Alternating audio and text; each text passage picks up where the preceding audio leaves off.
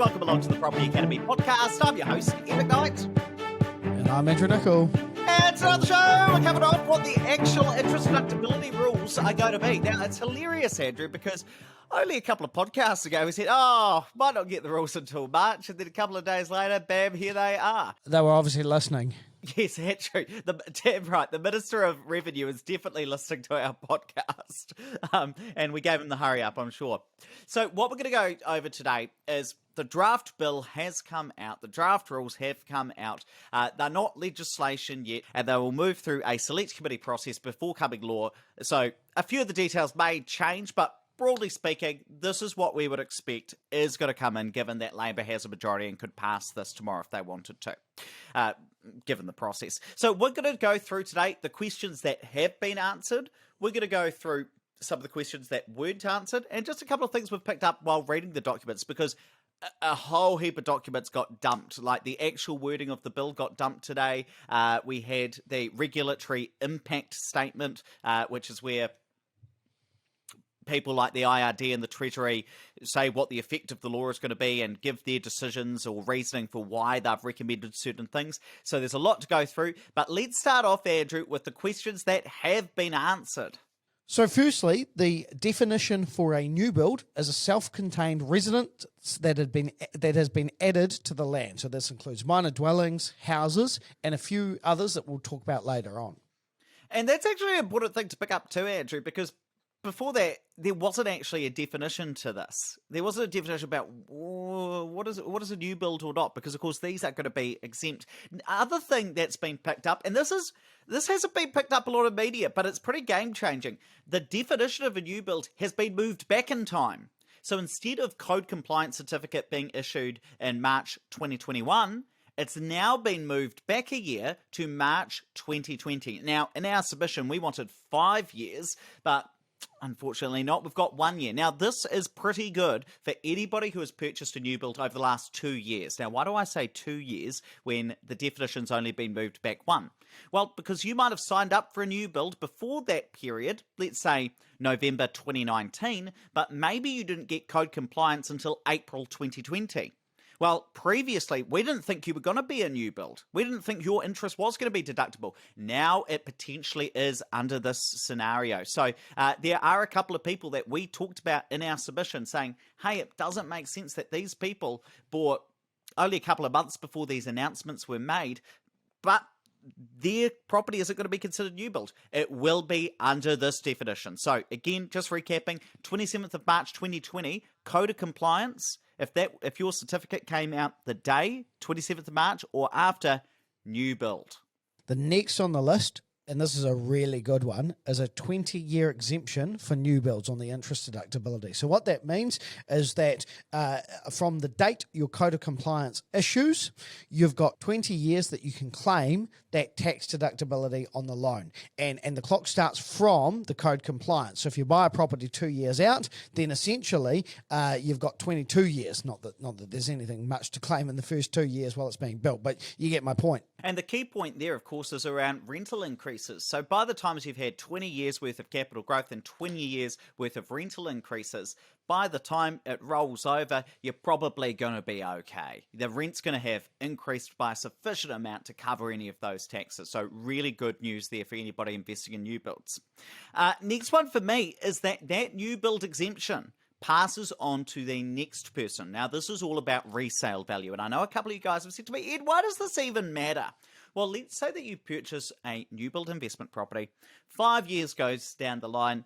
Something changes in your personal situation. Maybe there's been an unfortunate breakup. Maybe this property isn't the right fit for you anymore. Maybe you've got to sell it because there are some health concerns in your situation. Whatever it is, this means that you are better able to preserve the value of that new build, given that an investor can come pick this up, or an owner-occupier could pick this up and purchase that off you and still claim that exemption. So that's really good news for people investing in new builds as well. The next one is that you can include in your interest deductibility modular or properties, modular homes or properties that have been moved, relocatable homes. So that again opens up an opportunity for people who might have extra sections on extra space on their section that they can relocate something and all of a sudden have an additional interest deductibility claim.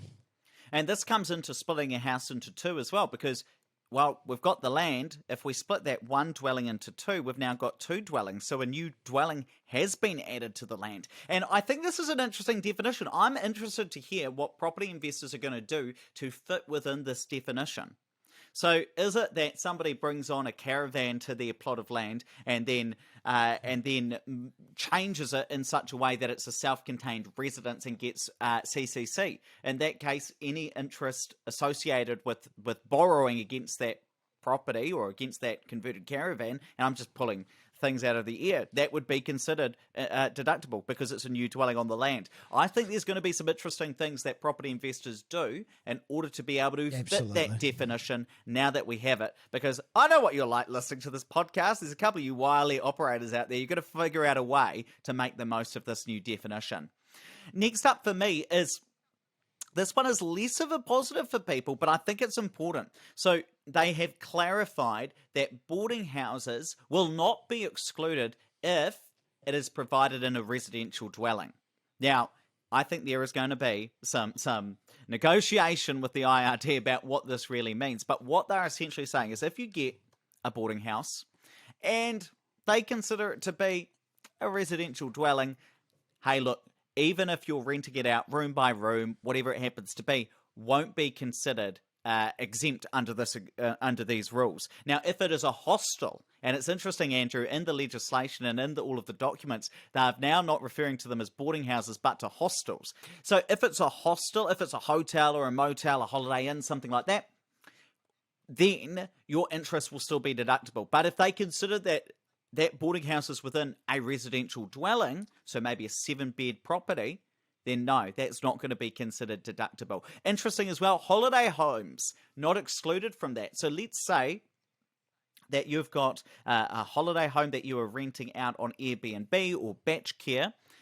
None of your interest will be deductible either in that instance. Now, hang on, Ed, on that note, so if it's an Airbnb, what's the threshold for it to be deductible or not at all? Well, no, if it's an Airbnb, not deductible at all. And this is something that there's been confusion about. Well, yeah, because then it's the same thing, because it's a residential dwelling.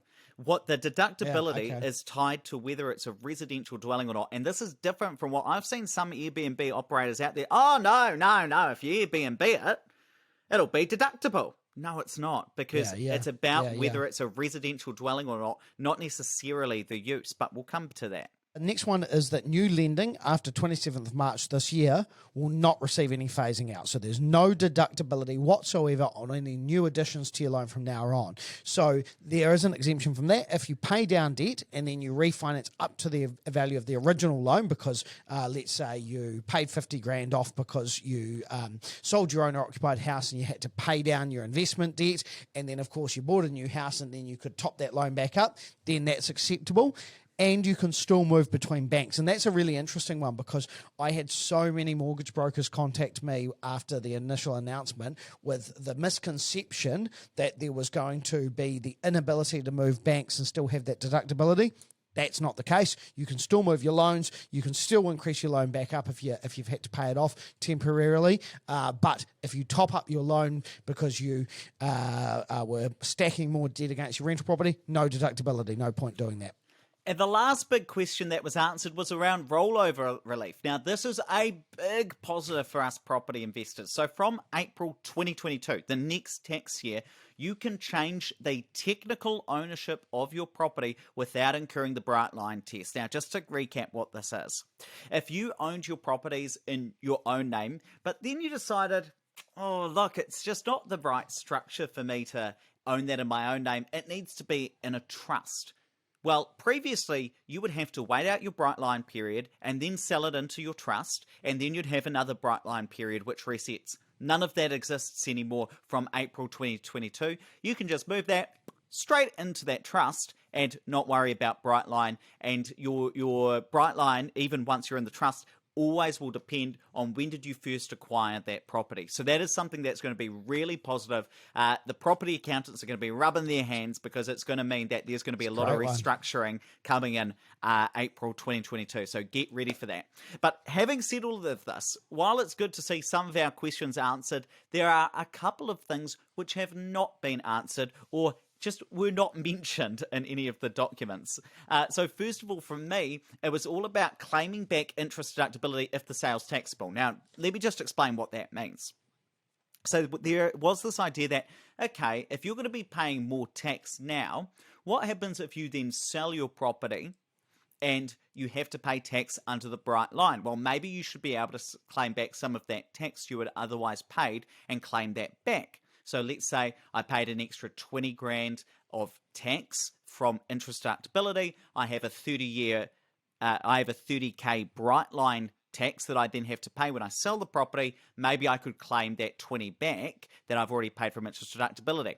Now, what it does say in the technical documents is this may happen. This may be able to offset, but we don't have rules about it, and I haven't seen it in the actual bill yet. So we might see that come through in select committee. That question has not been answered. And there was something else that was noticeably missing, Andrew. Yeah, this is about renovating properties that were uninhabitable and turning them into something that you could actually rent out, so creating a new dwelling that way. So that's been left out as well, and it'll be an interesting one. I guess probably the hardest thing that the government are trying to figure out is how you going to actually determine if something was uninhabitable and now is habitable, because you might take something that didn't meet healthy home standard, which could be a whole lot of rentals out there, and you could claim that it's not habitable for an investment to rent out for a tenant. So maybe we'll see some changes around that.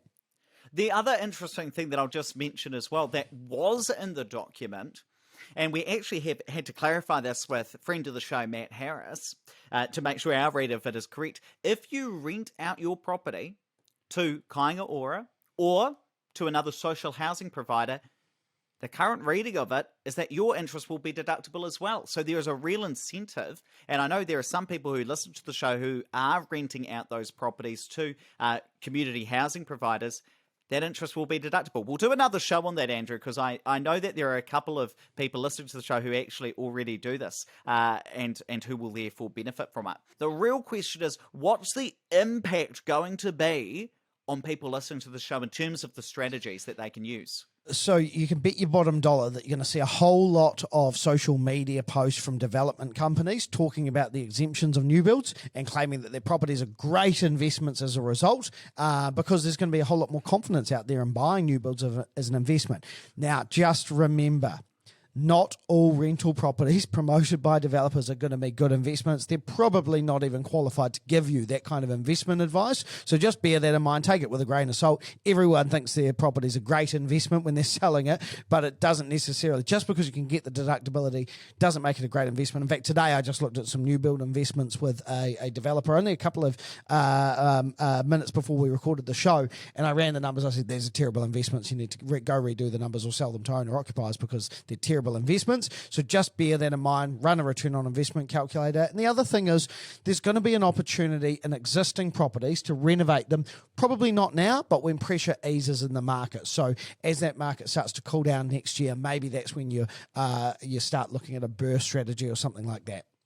And I expect, as we said before, there'll be something that people listening to the show, clever people, they'll figure out a way to add that dwelling to the land in a way that they are able to claim the interest deductibility and improve cash flow. There'll be some wily people out there. The other thing that I'm already seeing, and this is potentially a wee bit contentious, but we're already seeing rental prices rise. In fact, just before we hit record a couple of hours, I got an email from property partner here at Opus, Toby Pascoe, who sent me TradeMe's latest stats. So from August 2020 to August 2021, rental prices, according to TradeMe, are up 7.8% in New Zealand.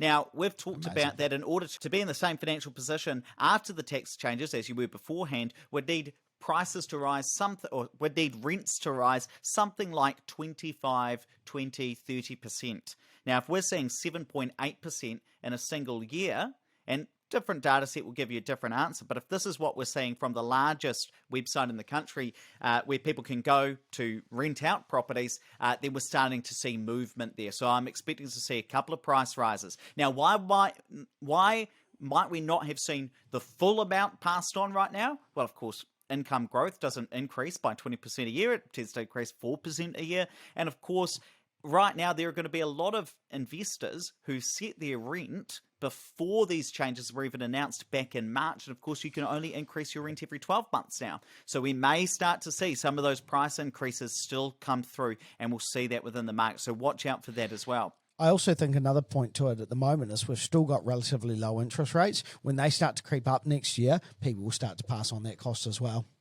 And one final thing, Andrew, just remember, this is not law yet. You can still lobby your local MP for specific changes. And I need to check out, actually, Andrew, who's on the select committee reviewing this specific bill, because there may be small tweaks that you could potentially get across the line if there was something relevant to your specific situation. So it's not legislation yet, but it'll become that way pretty soon. Hey, look, let's wrap it up there, but please don't forget to rate, review, and subscribe to the podcast. It really does help us get the message out to more people. And hey, if you want to learn more about property, jump on the Opus YouTube channel. Every Wednesday, 10 a.m, we release a brand new video where we'll teach you something new about property investment. So if you'd like that visual help, go over to that YouTube channel. I'm going to drop a link to that in the show notes. Tap or swipe over the cover art. There will be a link in there. Or just Google Opus YouTube or Opus Partners YouTube. It'll be one of the first things that come up.